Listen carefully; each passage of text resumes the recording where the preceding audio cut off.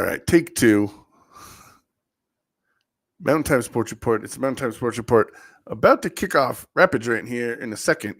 Rapids go down 3-0 for their first loss at home on the season. We'll get to that in a minute. I like to wake up and look at ESPN headlines. Obviously, as a sports fan. And today,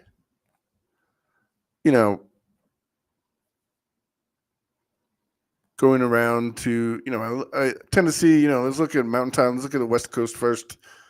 Obviously, antithetical to ESPN.com and their whole content team. They like doing East Coast at all times. And by the way, I think that led to the Pac-12 kind of dissolving in a way. I think Pac-12 should have played their games a little earlier, although,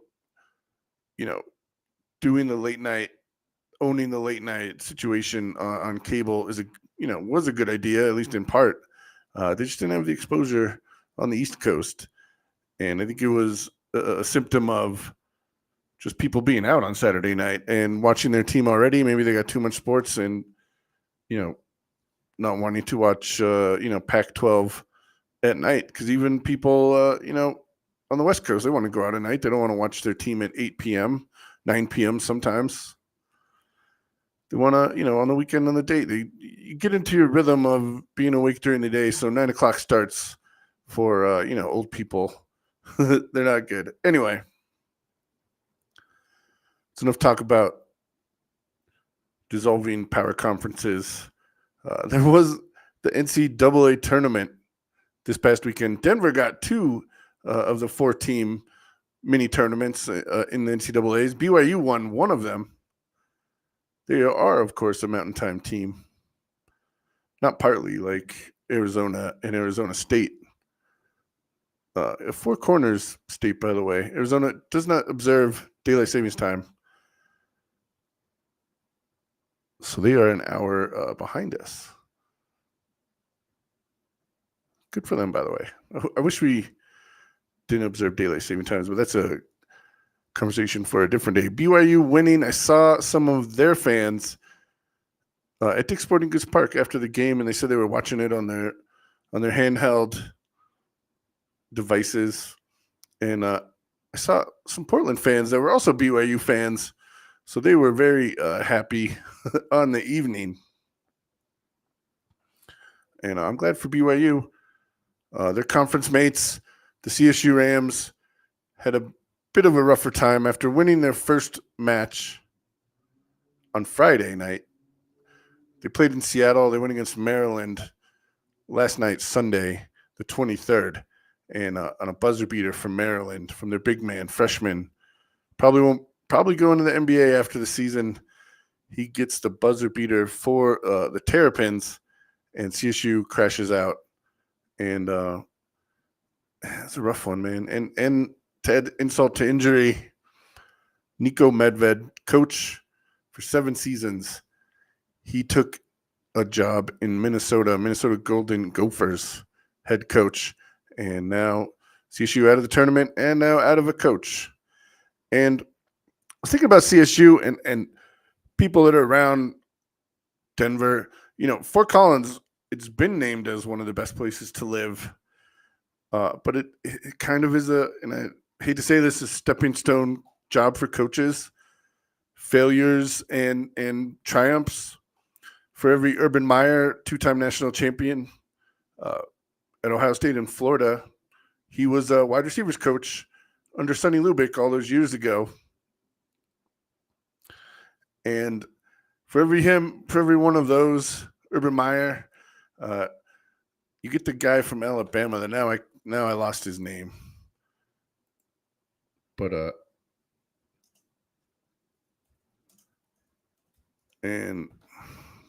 Jim McElwain, of course. He won. I think he beat CU one time, and he had one good half a season, and so he went to. He left CSU for a bigger job, if I remember correctly, and then he crashed out of there. He's currently the coach of Central Michigan. Yeah, he was the head coach of Florida. He left CSU for Florida, uh, same as Urban Meyer, and that did not work out. Obviously, he only lasted 2.5 seasons in Florida. Now he's a head coach, Central Michigan. Good for him. Got a job. But as I said, CSU, it's, and I hate to say it, it's a stepping stone job. Although it is a place like Denver, even though people want to leave, just like say Dikembe Mutombo, he sends his whole family here to go to college and have jobs. So maybe not the best place for sports like that. Uh, we're not the biggest market. Denver's market 18 in the nation, but maybe not good for sports teams, but definitely good for athletes to keep their lives here after sports. And if you know me, I talk a lot of trash about Oklahoma City, but in Oklahoma City, Thunder, number one in the Western Conference in the NBA. They sure can, they're good, and they have an amazing GM who's been with them since Seattle. New ownership. He's survived new ownership, and we'll get to somebody later that did not survive new ownership in Montreal in Rapid Rant. We'll talk about that. But Sam Presti, the GM of the Oklahoma City Thunder, but nobody wants to stay there. Nobody stays there. They always leave. And maybe the Denver Nuggets, and Denver's not the most attractive place for free agents in the NBA, but the track record for Oklahoma City's free agents is, you play there, you start there, get out of there. And maybe it's always been like that because for Major League, for old timers in Major League Baseball, the old pastime of the United States, they used to call it.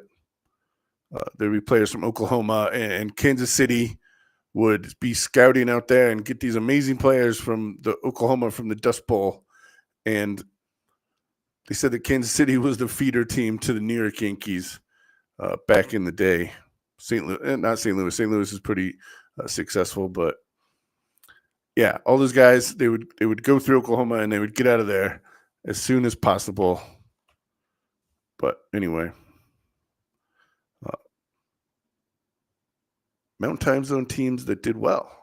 An El Paso team moved on in U.S. Open Cup. They did beat up on Colorado Harpos, who made that trip down there. That must be a fun trip. I like El Paso. I like Las Cruces. If you're watching this on YouTube, obviously I am a large man, so I love me some Mexican food, and the green chili, the ubiquitousness of the green chili down there in every restaurant is I don't know how much I would weigh if I lived down there. Whatever though. And I am a Denver native, but sorry everybody. New Mexico's green chili. There's more of a history. There's more of a history, right? So I would say it's better, but I just believe there's more of a history. We get our abuelas here in Denver making green chili and red chili, by the way. We gotta have red chili. And when people say green chili, it's like sauce. All right, it's like gravy. Red chili is more soup. But we don't get as much red chili here. And when I tried to order Christmas, which is red and green chili on a burrito, I would say a way less success here in Denver than anywhere in New Mexico. Even Raton, you can cross the border in Raton, and they know what you're talking about. Very, and a very pretty drive down there. Anyway, let's get started on Rapid Rant.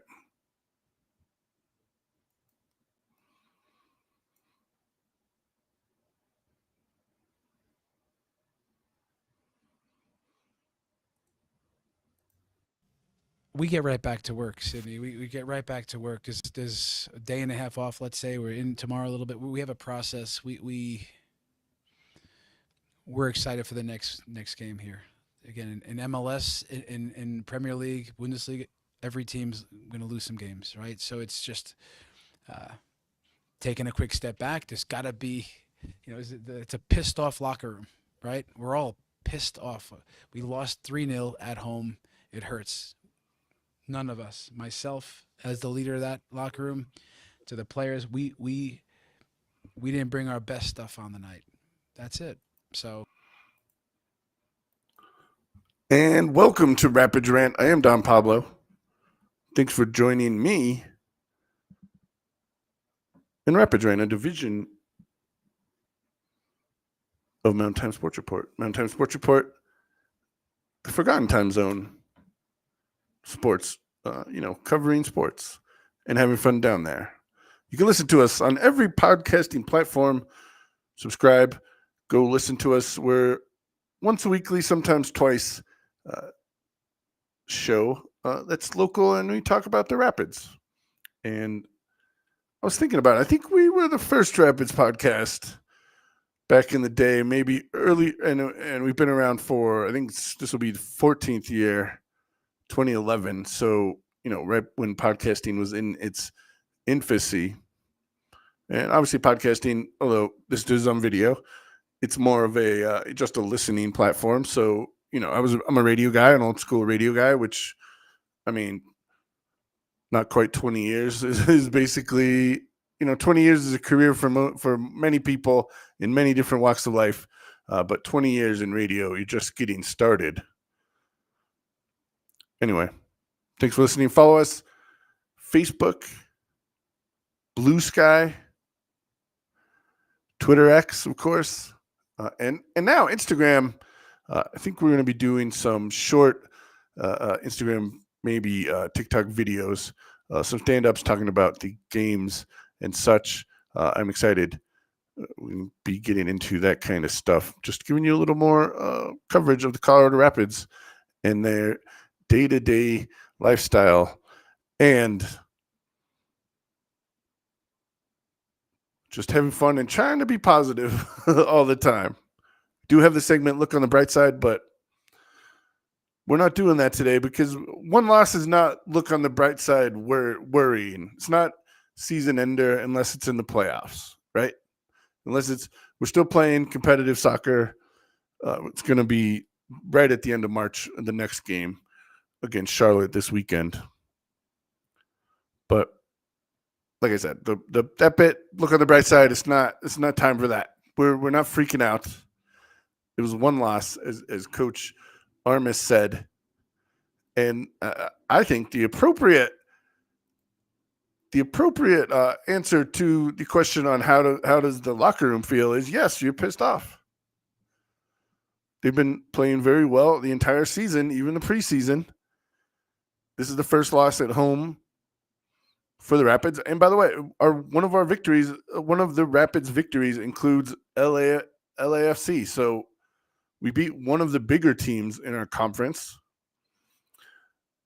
So obviously 3-0 is a negative.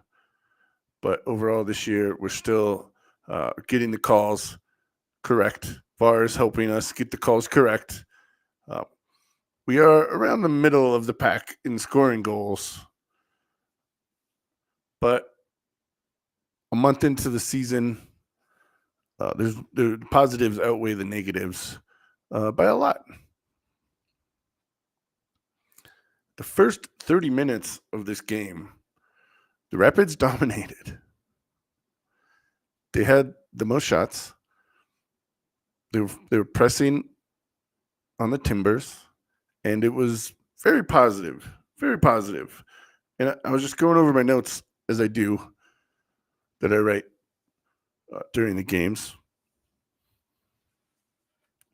And I thought, is it time for Georgi Mihailovic to get on the goal scoring sheet? He did score an amazing free kick in the U.S. Open, CONCACAF Champions Cup game at home against LAFC, but has not scored MLS this season. So obviously it didn't happen when the Rapids being shut out. But I'll take some positives. And I think there's They got a little frustrated in the second half. Maybe some miscommunication between the players. Atencio, obviously, with his own goal, that was a back heel. And it just went past Beaudry, who I thought played well. That goal definitely wasn't his fault. When your home player kicks it past you. But overall, Adam Beaudry, obviously not the result he wanted for his home debut. And I don't know. I think Stefan is going to be back next week. So maybe that's Beaudry's only chance. Obviously, Zach Stefan getting called up to U.S. national team. They crashed out of Nations League, who I would like to say congratulations to Mexico. They won. It's anecdotal, but I asked a couple fans, including host emeritus Caberto, if he was excited, and he's like, it's a Nations League. Gold Cup is more prestigious, and I'm glad they won some kind of tournament. Mexico went to that press conference last year after the Mexico-Uruguay game, and the Uruguay coach was making excuses for the Mexican team. And I was like, all right, well, that's like nice, I guess. That's sporting. And it wasn't just the usual, like, they played well. They're a great team. They're strong. It was like, well, philosophically, they changed their ideas. They're just getting to started there. And I was like, but it went more than that. And I think it was the Uruguayan coach who interviewed for the Mexico opening before the fellow that hasn't now got it. Although Uruguay did well last year in Copa America. It wasn't like Jesse Marsh on his comment on the United States men's national team opening from last year. Which, by the way, what job looks the better job now? I would say Canada, arguably. So, congrats to Mexico, Nations League. They play, our Mexican national team plays more games in Denver than the United States national team does. But and they did just announce that the women's national team is coming to Denver this year at Dick's Sporting Goods Park. I wonder what's going to happen when the Denver NWSL team comes, if they're going to play. Although I think that stadium they just announced at Broadway and I-25 on the southwest side of that street, the old Gates Rubber Company place. They just announced a stadium there for that team. That owner was there. It was women's appreciation or empowerment night, and so it was fun. Not the result the Rapids wanted, and I think after the first 30 minutes, I said last week, I hope the Rapids, they got to finish the half. They got to finish the half. I wrote that down, underlined it on my notes, and the Rapids did not finish the half. And I thought they were going to, because at the 42nd minute, it was the highlight of the match for me. And we'll look at it right here. Good ball. The Costa, Santi Moreno breaks that offside trap. Moreno still has it. Moreno, big block. Oh, that's really good defending from Rosenberry. But this last chance. So Connor Rosenberry with the stop on the breakaway by the Timbers. And I think I didn't want it to end up being the highlight of the match, but it is what it is. He stopped it, and it didn't even get through to Beaudry. And Rosenberry was the last man. It was 2-on-1. So that was a positive. The captain comes up big in the 42nd minute, but the Rapids could not make it to halftime again. First match of the season, Dallas scored 2 to draw level at half, 2-2 with the Rapids, eventually ending in a draw. And that was the game winner right there. A couple minutes before, it was actually right before halftime, 45+2. Atencio puts it past Beaudry, and and that's the game winner. So the Rapids scored the game winner on themselves. But as we open the show, Armis said they were pissed, and that's appropriate, and maybe that gives them motivation to come out to play Charlotte, who won at home 4-1 over San Jose, who's a formidable team. Although going to the East Coast, we know West Coast teams going to East Coast doesn't end as well as you would like it historically. But Charlotte, 4 goals ain't no 4 goals in a professional soccer match. Did something right, just like Rapids gave up 3, and that right before halftime. I don't get it. And we're gonna have another chance to see this weekend, but that's number one. I would say number one. Let's finish the half. We got to finish the half strong. I thought it was going to be scoreless going into halftime, and Rapids just can't finish the half for whatever reason. So that's one thing, and maybe the biggest thing they have to work on. I thought their defense held up well, and when Rapids get down 2, as they did this weekend, forgive me. They were down 2 by the 48th minute, so they had 40 minutes plus in the second half where they were down 2. So we're chasing the game a little bit, and obviously Connor Ronan comes in for Ali Laraz in the 60th minute, and I'll talk about Connor Ronan in a little bit because I thought he was also a positive for the match. But right after that, Calvin Harris came in at the same time for Kevin Cabral, and then Omir came in 10 minutes later for Atencio. So they brought in those 2 guys for the wings up on top, try to push the ball a little bit. Then Ian Murphy came in for Captain Rosenberry, so did basically a midfielder for one of the defensemen, and Yappy came in for Cole Bassett. So we're chasing the game, and just like the last month of the season last year. It just didn't work out.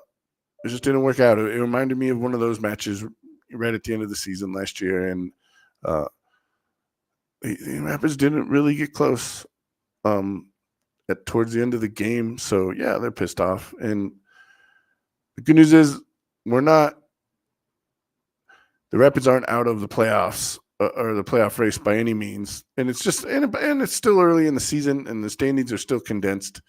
So. Yeah, obviously one loss isn't going to ruin a season this early. We're not must-win games, even though you would like to win every game. There's going to be disappointing days, and maybe the Rapids were due for one of these days because they've actually played pretty well the whole preseason and first couple matches in MLS Cup play. They obviously lost in LA 1-0.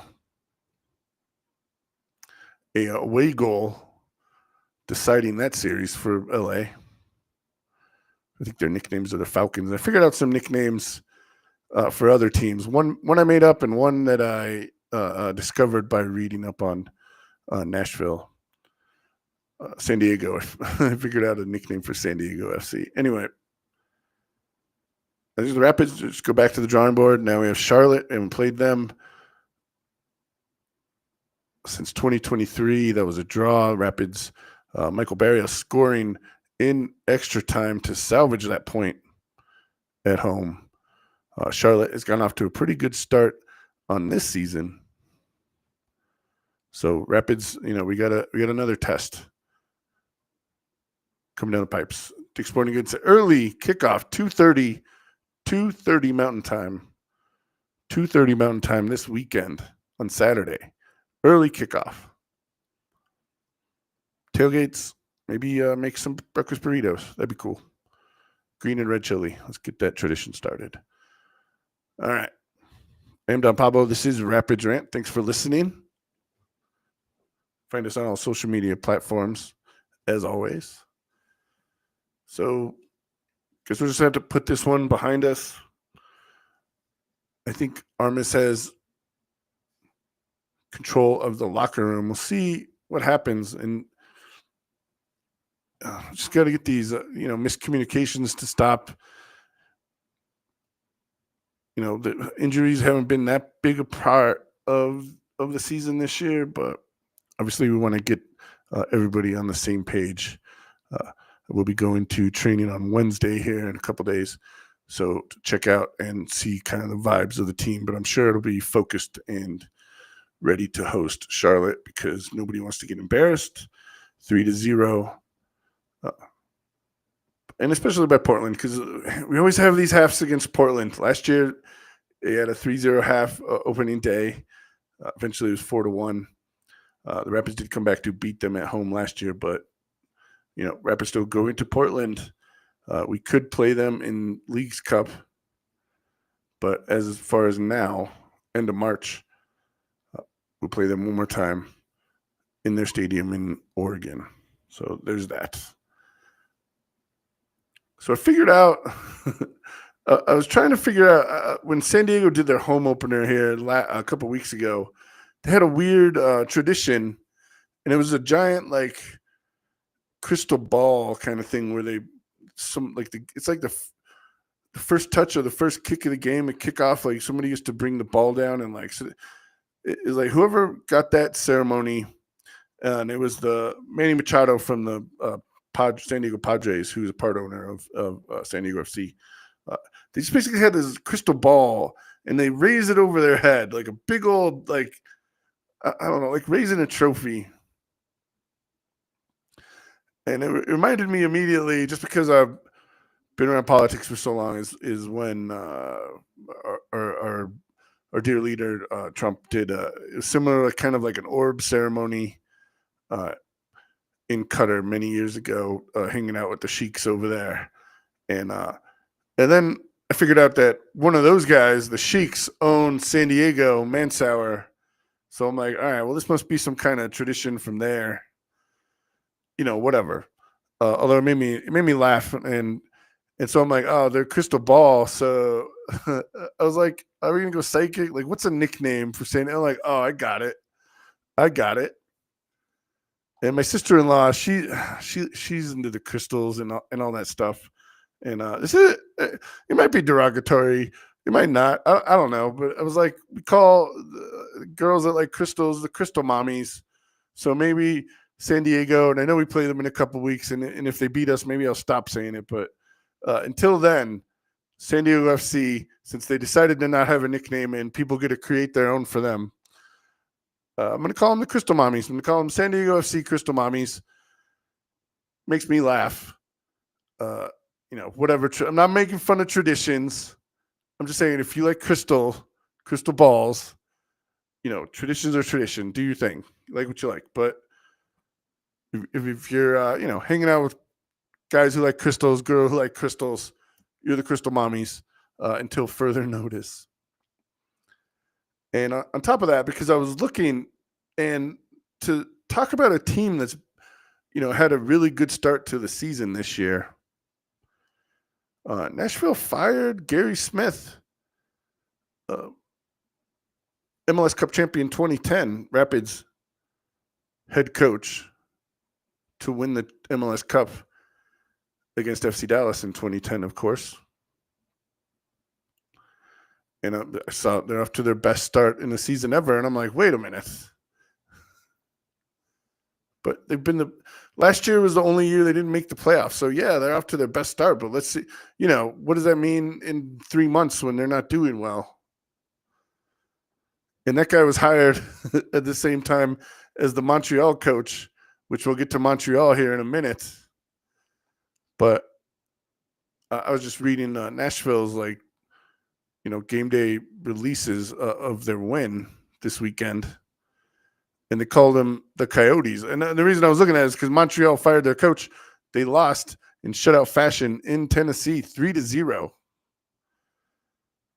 And it's teams going different ways on the season already. So the first coach to get the axe anyway. Oh, forgive me, Laurent Courtois. Sorry, buddy. Came from Columbus, and their big run to MLS Cup and winning over there, but couldn't recreate it in Montreal. And Rapids do play San Diego. I had the schedule up. Yep, 2 weeks. April 12th, Rapids will host San Diego. Don't know if they'll be bringing their crystals with them.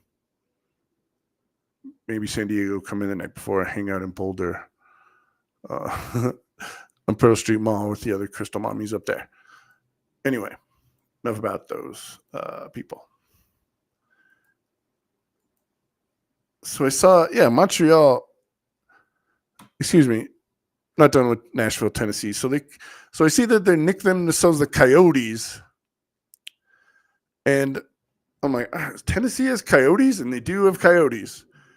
They said, as far as they know, in my light Instagram internet research, although I think it's some good sources. Where did I go?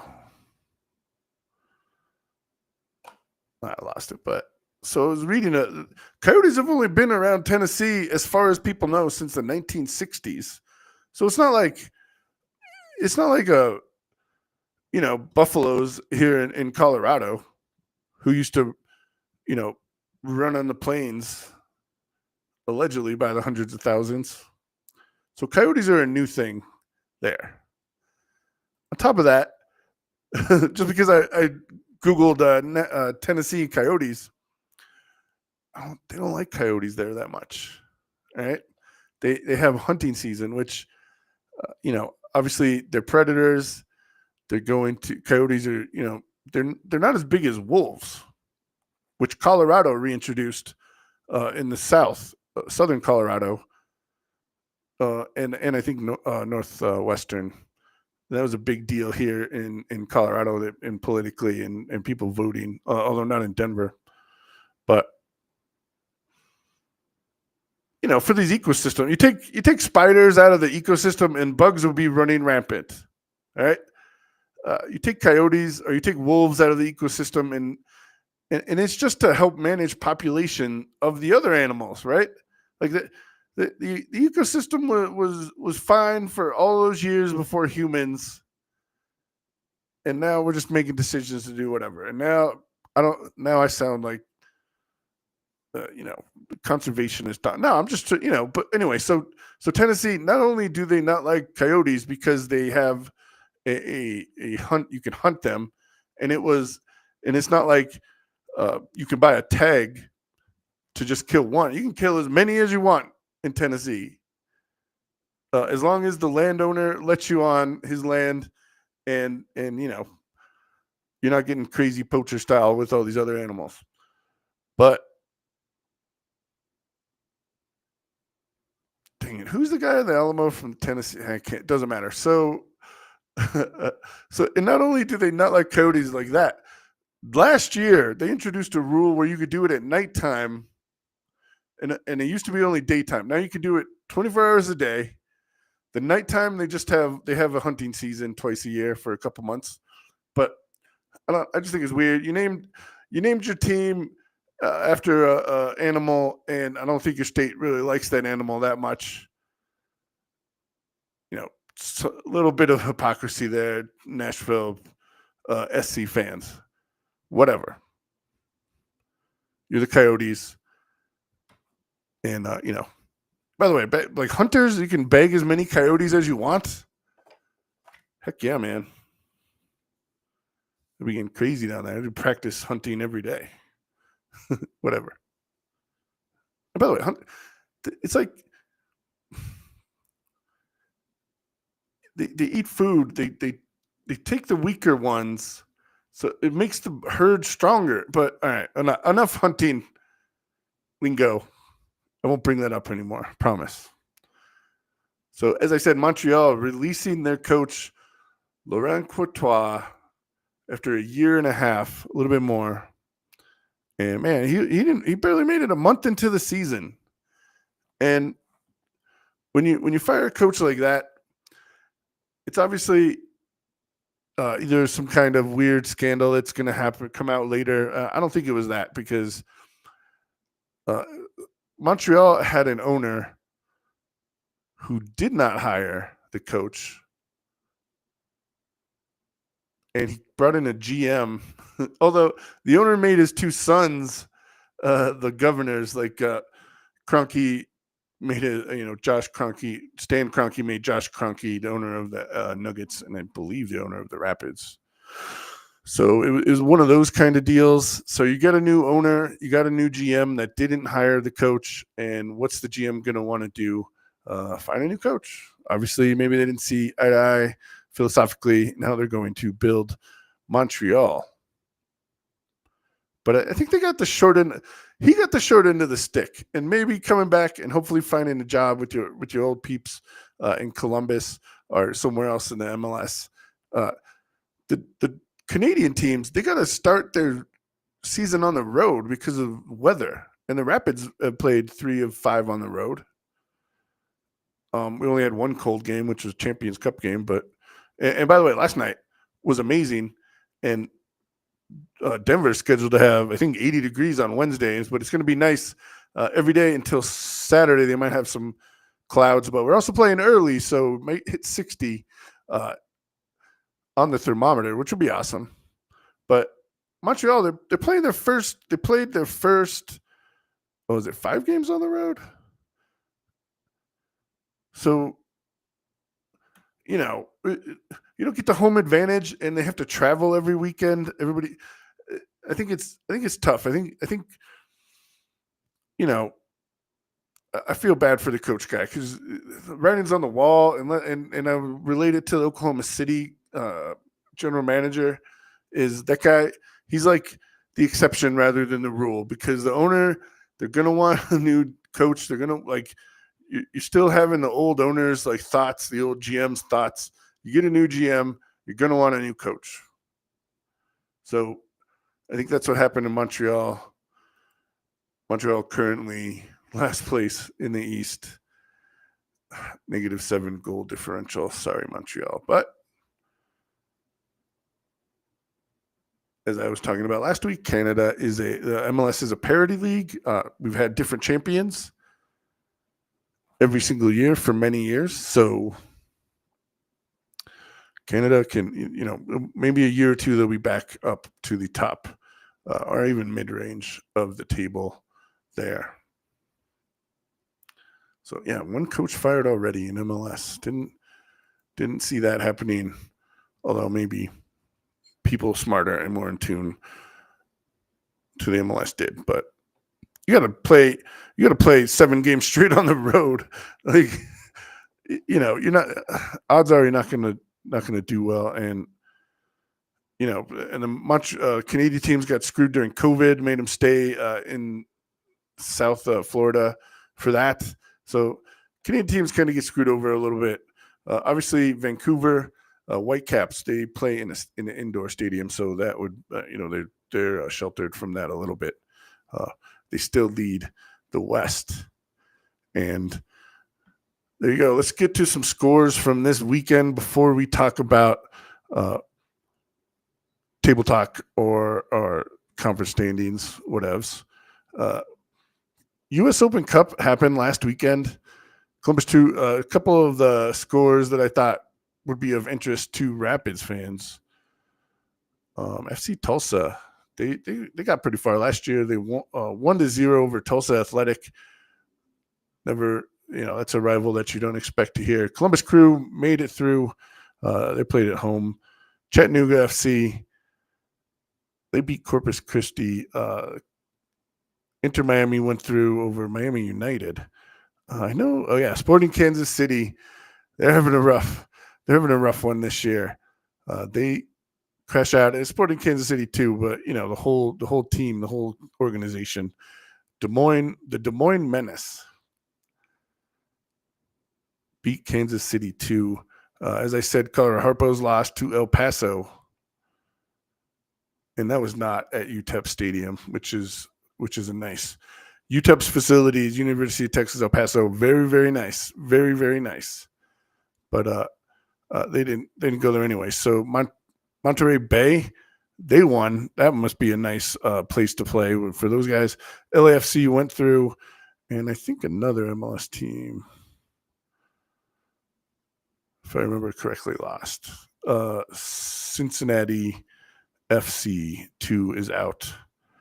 And it's still early goings in U.S. Open Cup play.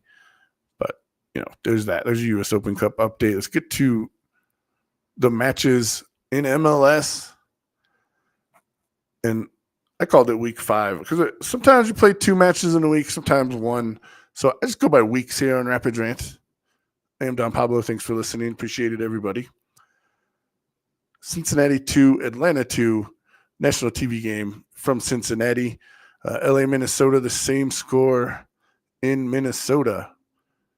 Charlotte, the one that Colorado Rapids fans are interested in because Charlotte played San Jose.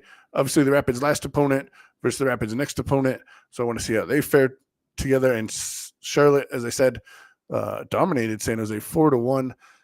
New York City and Columbus in 0-0 draw. Red Bull over Toronto 2-1. Orlando over DC 4-1. Philadelphia shut out St. Louis 1-0. Philadelphia keeping a hold of the top spot in the Eastern Conference. LAFC shut out Kansas City 2-0. Nashville 3, Montreal 0, Portland 3, Colorado 0. I did that. Probably shouldn't have done that in the scores. Dallas shut out Salt Lake in Utah 1-0. Thank you, Dallas. Scoreless draw for the Sounders and Houston Dynamo. And the leader of the Western Conference went down this weekend against Chicago. Chicago 3, Vancouver 1. That was in Canada. Sunday afternoon, Austin Trees, for lack of a better team nickname, beat the San Diego Crystal Mommies 2-1. And that was your Sunday night football, which I don't think the Rapids are scheduled to play one. But I don't know. Maybe I was wrong about that. So we'll see. I want the Rapids to be on, for lack of a better word, national TV. But they're playing the early game. I thought they were going to be – the last couple of weeks, the early game was national TV, but there's a couple of earlier games that start at 12:30 Mountain Time this weekend. Saturday, March 29th, Rapids host Charlotte. So we're getting an Eastern Conference team, a team that you don't see very much here in Denver, Colorado. So I'm excited for that because I like seeing teams that you don't see that much of or never see. Last year we had several teams at Dick's Sporting Goods Park. Juarez, who the only Liga MX team that's in the Mountain Time Zone, they came to Denver, and they left with the L. So there's that. Let's get to some conference standings. Oh, and I forgot Montreal. I forgot about this. And just one quick point: the owner of Montreal also owns Bologna in Italy. Montreal, mixed results since they've joined the league, or even since Saputo bought him. He turned his sons over to them. Obviously, maybe they're a little older than the kids for the New York Jets that were deciding on trades through Madden, although my light internet research said that's not true. Anyway. The coach, the owner that owns Montreal owns Bologna. They have not won a league title since 1965. So they got some work to do. They are in the top league in Italy. So there's that. But he owns a Canadian team and an Italian team, and they don't win much. So there's that. Montreal, I don't know. Do they know what they're doing firing the coach after 5 games? All on the road. Maybe not. All right, conference standings. Let's see. We'll just do East first because I want to get that out of the way. Philadelphia Rapids own their draft picks for the next couple of years. It's going to be towards the bottom of the first round. With their victory this past weekend, they stay on top of the East on 12 points. Philadelphia. We're trying to hope they lose. Like I said, Rapids play Charlotte this weekend. They're second place on goal differential +6. So 7th place Colorado Rapids playing second place Charlotte. Don't know their nicknames. Cincinnati, like they have a crown in their nickname, but I'm not sure. But they call themselves like the Queen City too. Cincinnati calls themselves the Queen City. Charlotte, like the Queen City. I don't know. Definitely not calling anybody the Queens. Just saying that. It's not kosher anymore. Miami, 3rd place based on goal differential. Then Nashville, we're talking about best start to a season for them. Chicago also 10 points, but they are the losers in the tiebreaker. 5th place, Columbus, 6th, New York Red Bull, 7th in the wild card game right now. New York City FC with 8 points, in Orlando with 7. Outside of playoffs at the moment, and we'll be in our 6th week of the season. Cincinnati, 7 points, DC 6, Atlanta in 12th place with 5 and 1 point each. The dregs of the Eastern Conference, New England. And by the way, how'd that Bruce Arena firing work out for you so far? Just saying. I've been ever since that one of the other teams that played in the only Thanksgiving games in MLS history. New England, 1 point. And yeah, rough one. They've only scored 1 goal. They've only scored 1 goal on the season. Dang. Toronto 1 point, and as we said, Montreal on the bottom, and they got a new coach. Was it overreaction? I think so, but whatever. In the Western Conference, Vancouver get back on the winning route, and they're first place, 12 points, unbeaten away, 2-0 away. So there's that. Austin, second place, 9 points. Rapids, that looks like a pretty good game against them now, right? LAFC with 9. San Diego, Crystal Mommies in 4th place with 8 points. We play them in a couple weeks, so there's another game that's going to be awesome and exciting for the Rapids. And I'm excited for that. Minnesota also with 8 points. Rapids also with 8 points. So 4 through 7 all have 8 points. It's just a goal differential. Rapids -1, Minnesota 1, St. Louis +3, and San Diego +3, which I think the next tiebreaker is record against Western Conference. So San Diego wins on that apparently. In the wild card game right now, Dallas and Portland. Outside of the playoffs looking in, San Jose, Salt Lake, Seattle with 2 points, 13th place, Houston. LA Galaxy champions only have 2 points. But I think we'll see them rise up the standings when they don't have to play all these matches anymore, because they've been busy guys for the first month and a half of the season. And as I said earlier, last place, Kansas City, winless on the season, 4 losses, 1 draw, -5 goal differential, only scored 5. So as I said earlier, with only one goal on the season, New England Revolution, and they're not in last place. So there's that. By the way, it would suck to be below them on the table when they've only scored 1 goal. But I suppose they've only given up 5. Toronto's given up 12, and they're -6. And Montreal, -7. Man, 1 goal, that sucks. Most goals in the league, 13. Orlando, barely in the playoffs. They've given up 11. Second, Chicago with 12. Philadelphia with 12. And yeah, that beats any Western Conference team. Vancouver has 10. So I'm excited. I hope there's some fireworks in the Vancouver-Colorado game. We won't. Rapids will not see them until next week. We go to Vancouver next week on the 5th of April. So that'll be something. That's a big test for the Rapids. Yeah. So a lot of big games coming up for Colorado. And I just want to talk about one more thing before we go. And it's an exciting thing because we're getting a new sports team here in Colorado. Mountain Time Zone. and it's a National Women's Soccer League. And I don't think they've come out with a nickname yet. And they actually had a name the team contest on their website. I did throw down some nicknames.